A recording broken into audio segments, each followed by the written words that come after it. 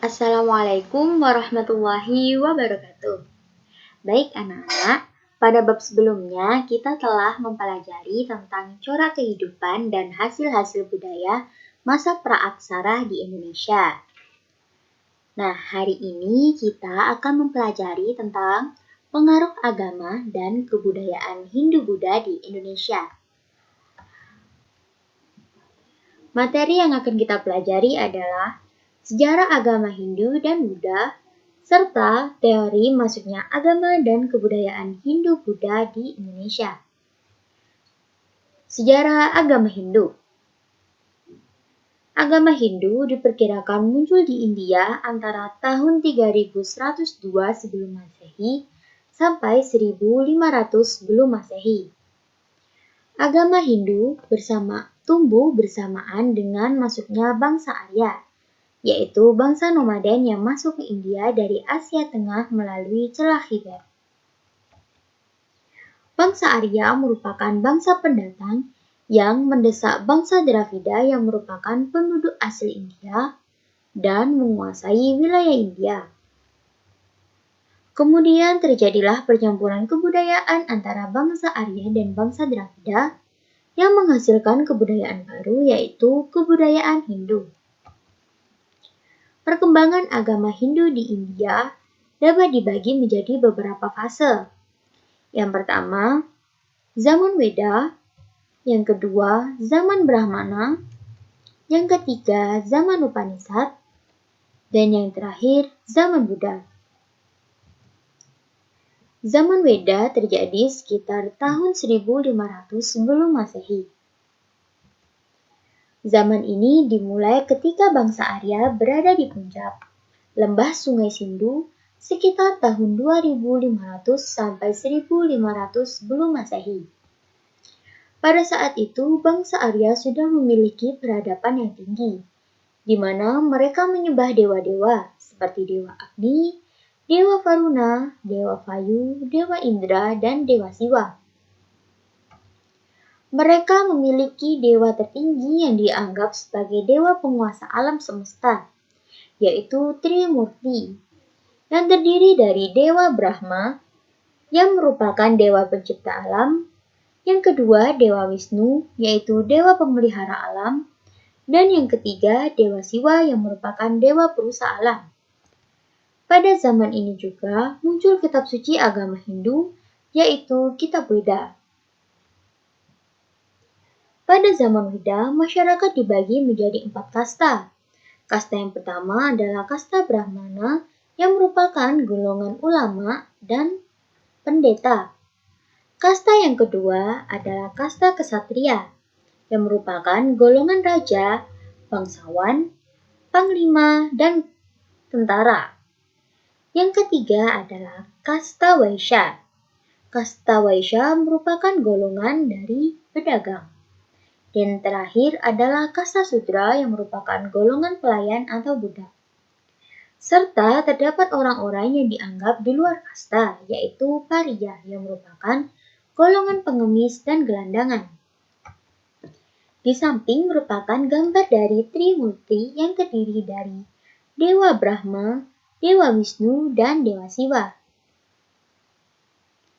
Zaman yang selanjutnya adalah zaman Brahmana, yang terjadi sekitar tahun 1000 sampai 750 sebelum Masehi. Pada zaman ini, kekuasaan kaum Brahmana sangat besar dalam kehidupan keagamaan. Pada zaman ini juga mulai disusun tata cara upacara keagamaan yang teratur dan kemudian disebut dengan Kitab Brahmana yang berpedoman pada Kitab Veda. Zaman yang ketiga adalah zaman Upanishad yang terjadi sekitar tahun 750 sampai 500 sebelum Masehi. Pada zaman ini tidak hanya berfokus pada upacara dan persembahan saja, tetapi juga mempelajari tentang pengetahuan batin yang lebih tinggi. Zaman ini juga zaman pengembangan dan penyusunan falsafah agama yang berpedoman pada dasar Kitab Veda. Yang terakhir adalah zaman Buddha, yang terjadi sekitar tahun 500 sebelum Masehi sampai 300 Masehi. Zaman ini dimulai ketika putra Raja Suddhodana, yaitu Siddhartha Gautama, menafsirkan kitab Weda dengan mengembangkan sistem yoga dan semedi sebagai jalan untuk mendekatkan diri kepada Tuhan. Dan selanjutnya adalah sejarah agama Buddha.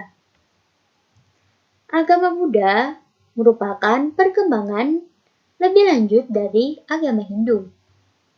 Pada awalnya, Buddha bukanlah agama, melainkan ajaran dari seseorang yang telah memperoleh pencerahan, yaitu yang bernama Siddhartha Gautama. Siddhartha Gautama adalah pangeran anak dari Raja suku Sakya yang bernama Suddhodana yang beragama Hindu. Siddhartha Gautama lahir pada tahun 563 sebelum Masehi.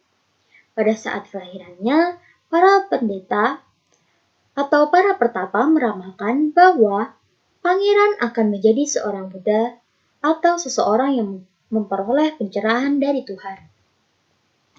Mendengar hal tersebut, Raja Suddhodana tidak mengizinkan pangeran keluar dari istana agar tidak melihat penderitaan dan kematian.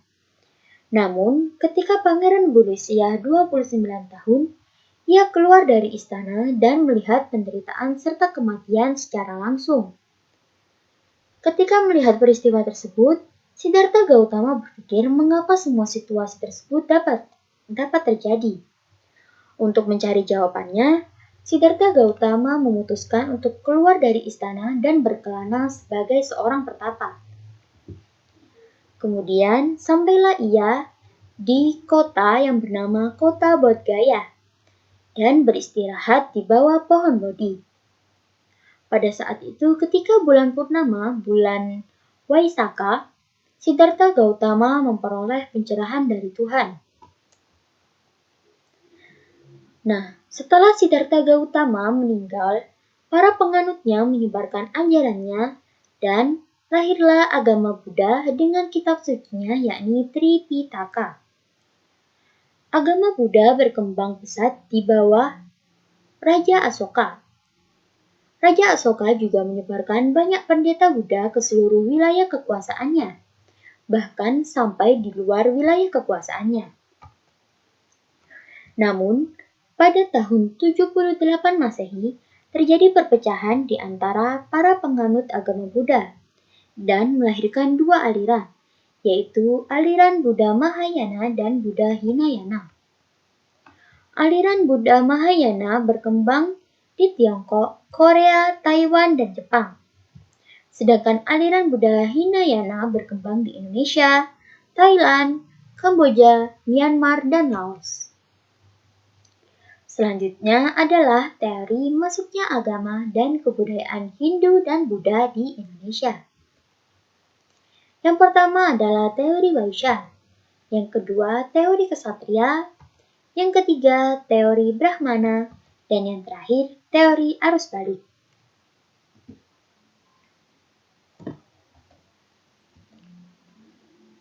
Yang pertama adalah teori Vaishya. Teori ini didasarkan oleh datangnya bangsa India ke Indonesia dengan tujuan untuk berdagang. Golongan terbesar yang datang ke Indonesia pada saat itu adalah kasta Vaishya yang merupakan golongan pedagang. Golongan Vaishya pada saat itu aktif dalam melakukan hubungan sosial dengan masyarakat sekitar. Lewat interaksi tersebut, mereka menyebarkan dan memperkenalkan agama dan kebudayaan Hindu mereka kepada masyarakat sekitar. Namun, teori ini diragukan karena menurut bukti yang ditemukan, agama Hindu muncul di pedalaman pulau, bukan di pelabuhan yang merupakan pusat perdagangan. Yang kedua adalah teori Ksatria. Pada masa lampau, India sering terjadi perang antar golongan. Kemudian, prajurit yang kalah perang meninggalkan India, dan sebagian dari mereka juga ada yang sampai di wilayah Indonesia. Mereka kemudian berusaha mendirikan koloni-koloni baru sebagai tempat tinggal mereka. Dan terjadilah proses penyebaran agama dan budaya Hindu. Kelemahan dari teori ini adalah tidak adanya bukti tertulis bahwa pernah terjadi kolonisasi oleh para ksatria India di Indonesia. Teori yang ketiga adalah teori Brahmana. Para Brahmana datang dari India ke Indonesia atas undangan pemimpin suku dalam rangka melegitimasi kekuasaan mereka sehingga sejajar dengan raja-raja di India. Teori ini berdasarkan sisa-sisa peninggalan kerajaan bercorak Hindu di Indonesia, terutama prasasti yang berbahasa Sanskerta dan huruf Pallawa. Namun, teori ini diragukan kebenarannya karena para Brahmana dalam agama Hindu pantang menyeberangi lautan. Yang terakhir adalah teori arus balik. Berkembangnya pengaruh dan kebudayaan India dilakukan oleh bangsa Indonesia sendiri. Bangsa Indonesia memiliki kepentingan untuk datang dan berkunjung ke India, seperti untuk mempelajari agama Hindu dan agama Buddha. Namun masih diperlukan banyak bukti untuk memperkuat teori ini. Namun sebagian besar orang mempercayai adanya teori arus balik ini. Sekitar abad ke-5, agama Buddha mulai dikenal di Indonesia. Dan pada akhir abad ke-5, seorang biksu dari India datang ke sebuah kerajaan di Pulau Jawa untuk menyebarkan agamanya. Nah, ini adalah peta persebaran awal agama Hindu. Yang diarsir lebih gelap ini adalah agama Hindu yang mulai tersebar sampai ke Nusantara atau Indonesia. Berikutnya adalah peta penyebaran awal agama Buddha yang terjadi sekitar tahun 500 sebelum Masehi sampai 600 Masehi. Di sini, agama Buddha menyebar dari Pulau Sumatera sampai ke Pulau Jawa. Selain itu, agama Buddha juga menyebar ke Tiongkok, Korea, dan Jepang.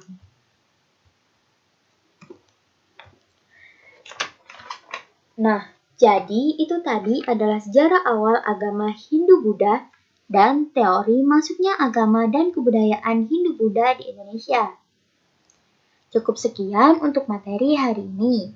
Tetap semangat dan selalu jaga kesehatan ya. Assalamualaikum warahmatullahi wabarakatuh.